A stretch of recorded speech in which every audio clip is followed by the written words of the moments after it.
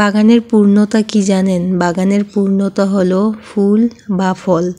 ফুল গাছে ফুল ফুটে থাকবে, ফল গাছে ফল ধরে থাকবে, তবেই তো বাগান দেখতে সুন্দর লাগবে। আসসালামু আলাইকুম, সবাই কেমন আছেন? আলহামদুলিল্লাহ, আপনাদের দোয়ায় আমি ভালো আছি। আজকে আরেকটা নতুন ভিডিও নিয়ে চলে আসলাম, পুরোটা ভিডিও অবশ্যই দেখবেন। সকালবেলা ঘুম থেকে উঠেই ব্যালকনির দিকে আসলাম, আর এসেই দেখি নতুন নতুন গাছগুলোতে সুন্দর সুন্দর ফুল ফুটে আছে। ভাবলাম আপনাদের সাথে একটু শেয়ার করি। আর এইদিকে দেখেন আমাদের এই গাছের আমগুলোতে রং ধরেছে, আর এই আমটার নামও কিন্তু আমি জানি না। আসলে আমাদের বাড়িতে অনেক প্রকার আম গাছ আছে, কিন্তু দুঃখের বিষয় আমি শুধু কয়েকটা আমের নামই জানি, আর বাকি আমগুলোর নাম একটুও জানি না। এই আমটাতে দেখলাম রং ধরে গেছে, কিছুদিনের মধ্যেই পেকে যাবে, তাই আপনাদের সাথে শেয়ার করলাম। আর এই যে দেখেন আমি আরেকটা গাছের সামনে চলে আসছি, আর এই গাছটার নাম হলো ডুমুর গাছ। এই এলাকায় এই গাছটার নাম ডুমুর গাছ বলে, কিন্তু অন্য এলাকায় কি বলে আমি জানি না। আপনারা তো বলবেন যে এই ডুমুর গাছ দেখানোর কি আছে? হ্যাঁ, এই ডুমুর গাছ দেখানোর একটা কারণ আছে। কারণটা কি আপনাদের এখনই বলতেছি। এই ডুমুর গাছে কিছু ডাল হয়, আর সেই ডালগুলো খেতে যে এতটা সুস্বাদু আমি নিজেও আগে জানতাম না। আমার বর এবং দেবর মিলে এই ডালগুলো পেরে ওরা বাছাবাছি করতেছিল, আর তখনই আমি বললাম যে কি জংলা গাছের এইসব ডাল টাল নিয়ে কি নাটক করতেছে।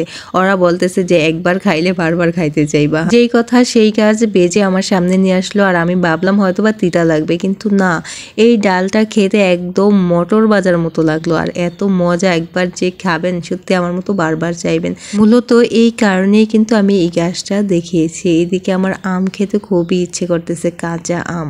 আর আমি কিন্তু গাছ থেকে আমও পেড়ে নিয়ে আসছি, আর নিয়ে আসার পর ভাবলাম যে একটু মরিচের গুঁড়া, লবণ এবং চিনি, সরিষার তেল মিশিয়ে খেলে আরো বেশি মজা হবে। এই জন্য আমি পরিমাণ মতো সব উপকরণই কিন্তু নিয়ে নিয়েছি। আমাদের এলাকায় মূলত একটু মরিচের গুঁড়া এবং লবণ মিক্স করে আমরা কাঁচা আম খাই, কিন্তু এদিকে সরিষার তেল নেয়, চিনি নেয়, লবণ নেয়, মরিচের গুঁড়া নেয়, তারপর মিক্স করে আম খায়।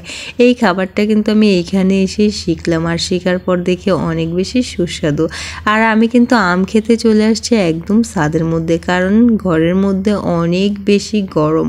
ভাবলাম যে এই গরমের মধ্যে আম খাওয়া যাবে না, আমি খোলামেলা আকাশের নিচে বসে আম খাবো। এই জন্য আমি একদম আমাদের তাল গাছতলা চলে আসলাম। এখান থেকে ভিউটা খুবই সুন্দর আসছিল, আর সারাদিন প্রচুর রোদ উঠেছিল এবং একটু বাতাস ছিল না। এই বিকেল বেলায় কিন্তু একটু হালকা হালকা বাতাস ছিল, হালকা থেকে এখন দেখি আবার জোরে জোরে বাতাসটা ছেড়ে দিয়েছে, আর মনের মধ্যে শান্তি চলে আসছে। এখন আমি শান্তির বাতাস খাবো, আর সাথে হলো মরিচের গুঁড়া দিয়ে টক টক আম খাবো। এই খাওয়ার কোনো তুলনা হয় না। আমার মতো কে কে টক পাগল বলেন তো? আমি কিন্তু যে কোনো টক খেতে অনেক বেশি পছন্দ করি। যে কোনো সময়ই আমার মন চায় টক খেতে। রাত নাই, দিন নেই, শীত নেই, গরম নাই। আগে কিন্তু শুনতাম যে মানুষ নাকি গরমের দিনে একটু টক খেতে পছন্দ করে, কিন্তু আমি আবার কেমন অন্য গ্রহের মানুষ নাকি কিছু বুঝলাম না। আমার যখন তখন টক খেতে ইচ্ছে করে কেন? আচ্ছা, আমার মতো কে কে আছেন বলেন তো এমন যখন তখন টক খেতে পছন্দ করেন? ওই যে দেখেন আমার পিছনে বড় বড় দুইটা তাল গাছ, আর ওইখানে কিন্তু তালের শ্বাস হয়ে আছে। আমার কিন্তু তালের শ্বাস দেখেই খেতে ইচ্ছে করতেছিল, কিন্তু আমার বর তো বাড়িতে নেই, কে খাওয়াবে তালের শ্বাস? এইদিকে আমি খাওয়া দাওয়া শেষ করে এখন একটু নাচানাচি করতেছি, কারণ কি জানেন, অনেক সুন্দর বাতাস, আর বাতাসটা গায়ে লাগতেছে, আমার মনটা যেন ভরে যাচ্ছে। এই কারণে কিন্তু আমি একটু নাচানাচি করে নিলাম।